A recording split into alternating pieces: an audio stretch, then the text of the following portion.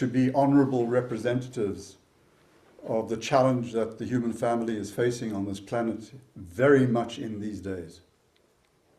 To not be bullied and controlled by a culture that foists structures into consciousness that tells us how we're supposed to live, to be in fear of our lives if we disobey those structures that are, as I say, foisted or imposed into our experience.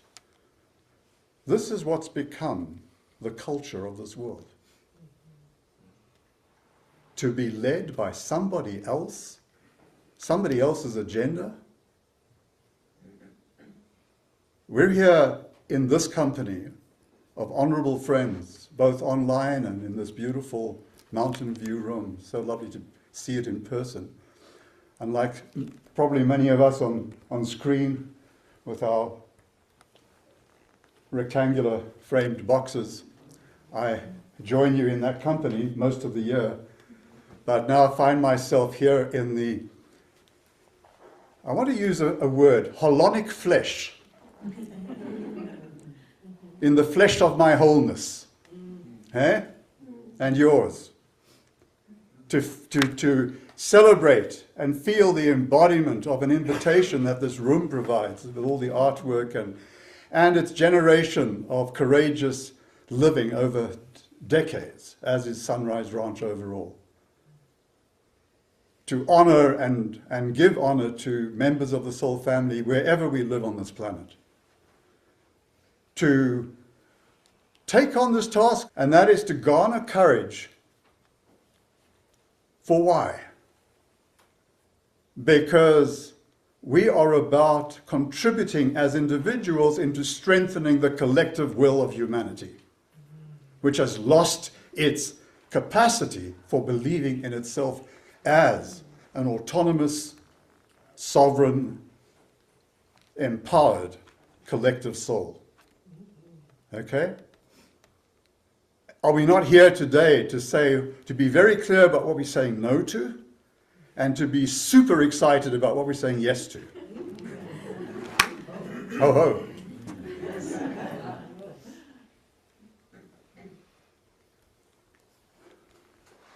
There's a terrible phrase that I'll share and see how we transform it into this moment.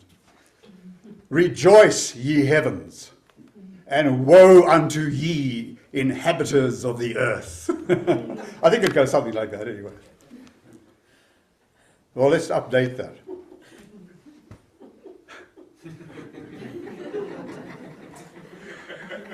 Exactly. We're just letting the joy move out of ourselves so naturally. No will in that sense required.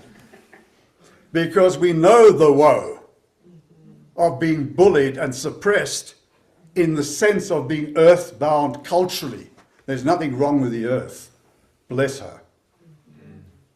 She is our playground, our sanctuary that nurtures life. She receives who we are. Originally described as the crowning creation, to do the job that a crowning creation would do. And that's to serve the life of this planet. And to remember, perhaps in times to come even more vividly, what her purpose and our purpose is. What is this life of this planet here for? Well, it's part of a larger family of souls, isn't it? The family of the solar system. Part of a larger galaxy. So to be earthbound in the sense of culture and structures in consciousness is a woeful experience. Phooey.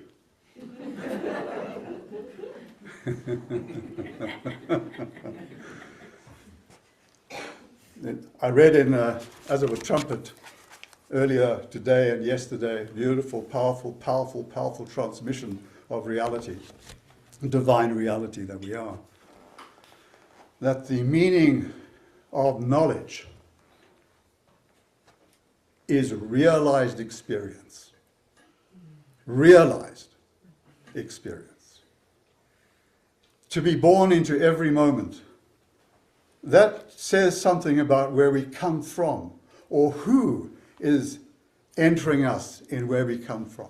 What identity is entering us as we bring ourselves into this world, as we let this beautiful, amazing, creative facility of emotion, the feelings that we have, the feelings of this planet, the relationships we have with the bird, with nature, with one another. It's about how we feel about each other.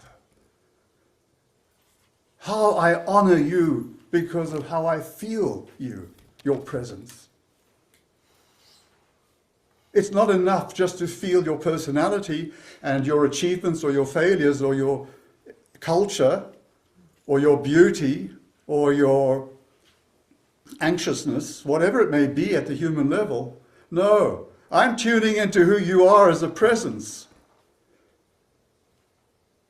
Feel my presence. Feel the urgency and the will that lives in our presence together. Feel that we are being given the power to change this world for her sake. Not to destroy anything willfully, but to come from, as of eagle's wings, into the field, the crucible of a transforming collective consciousness that is going both ways at the same time. Down and out, and up and free.